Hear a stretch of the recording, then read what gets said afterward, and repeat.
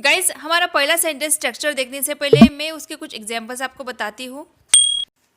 यहाँ रुकने के अलावा मेरे पास कोई चारा नहीं है। पढ़ाई छोड़ने के अलावा उसके पास कोई चारा नहीं है। या फिर यह काम छोड़ने के अलावा तुम्हारे पास कोई चारा नहीं है। या फिर यूँ कहे और कोई रास्ता नहीं है। तो इस टाइप के सेंटेंसेस बोलने के लिए एक सेंटेंस स्ट्रक्चर है। सबसे पहले आएगा सब्जेक्ट, उसके बाद हम बोलेंगे हैव एज, उसके बाद no option but to, plus आएगा वर्ब का फर्स्ट फॉर्म और उसके बाद आएगा ऑब्जेक्ट। तो चलिए गाइस, इसके कुछ एग्जांपल्स देखते हैं। अगर आपको बोलना हो कि यहाँ रुकने के अलावा मेरे पास कोई चारा नहीं है, तो हम बोलेंगे I have no option but to stay here. या फिर आप यहाँ पे इंस्टेड ऑफ ऑप्शन चॉइस भी बोल सकते हो, I have no choice but to stay here. पढ़ाई छोड़ने के अलावा उसके पास कोई चारा नहीं है। He has no option but to quit studies. He has no option but to quit studies. Guys, in sentences के अलावा कुछ ऐसे भी सेंटेंसेस होते हैं जैसे कि कैसे भी करके मुझे एग्जाम पास करनी है। पापा कैसे भी करके किसी भी कीमत पर तुम्हारा दाखिला उस कॉलेज में करा देंगे। तो गाइज, इन सेंटेंसेस में जो बार बार मैं बोल रही हूँ कैसे भी करके किसी भी हाल में, उस सिचुएशन को इंडिकेट करने के लिए हम एक फ्रेज का यूज़ करेंगे बाय हुक और बाय क्रूक का। इसका मतलब होता है कैसे भी करके किसी भी हाल में किसी भी कीमत पर। सपोज आपको बोलना हो कि आपको कैसे भी करके यहाँ 10 बजे से पहले पहुँचना होगा। मतलब चाहे जो हो जाए किसी भी कीमत पर आपको यहाँ 10 बजे से पहले आना है तो आना है। तो इस सेंटेंस हम बोलेंगे You will have to arrive here before 10 by hook or by crook. मैं कैसे भी करके तुम्हारा उस कॉलेज में दाखिला करवा दूंगी।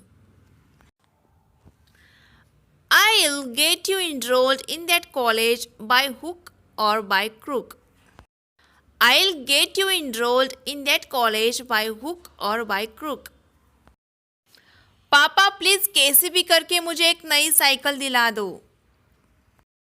पापा please get me a new bicycle by hook और बाय क्रूक। पापा please get me a new bicycle by hook और बाय क्रूक। मुझे हर हाल में कैसे भी करके इस मुसीबत से छुटकारा पाना होगा। I'll have to get rid of this trouble by hook or by crook. तो फ्रेंड्स, इस तरह से आप बाय हुक और बाय क्रूक का यूज़ अपने स्पोकन इंग्लिश में कर सकते हो। गाइज, जैसे कि आप सभी को पता है कि सर्दियाँ शुरू हो गई हैं और सर्दियों की तैयारी भी सभी के घर में ज़ोरों शोरों से शुरू हो गई होगी। जैसे कि स्वेटर्स निकालना, कंबल्स निकालना, उनको धूप दिखाना। इतना ही नहीं फ्रेंड्स, जिनके घर में शादी होती है उनके घर में दिवाली होते ही शादी की तैयारियाँ बहुत ज़ोरों शोरों से शुरू हो जाती हैं।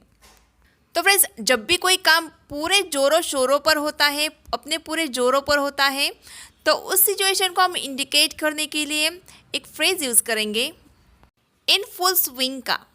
इन फुल स्विंग का मतलब होता है पूरे जोरों शोरों पर। जैसे कि अगर आपको बोलना हो कि शादी की तैयारी पूरे जोरों शोरों से शुरू हो गई है, तो हम बोलेंगे wedding preparations have started in full swing. Party पूरे जोरों पर थी। The party was in full swing. The party was in full swing. तो इसी तरह से गाइज, अगर किसी चीज़ की तैयारी बहुत ज़ोरों से चालू हो तो आप इस फ्रेज़ का यूज़ कर सकते हो। आइए हमारे अगली फ्रेज़ देखते हैं, ऑन द वर्ज ऑफ। और इसका मतलब होता है के कगार पर होना या फिर किसी बात के, किसी चीज़ के करीब होना।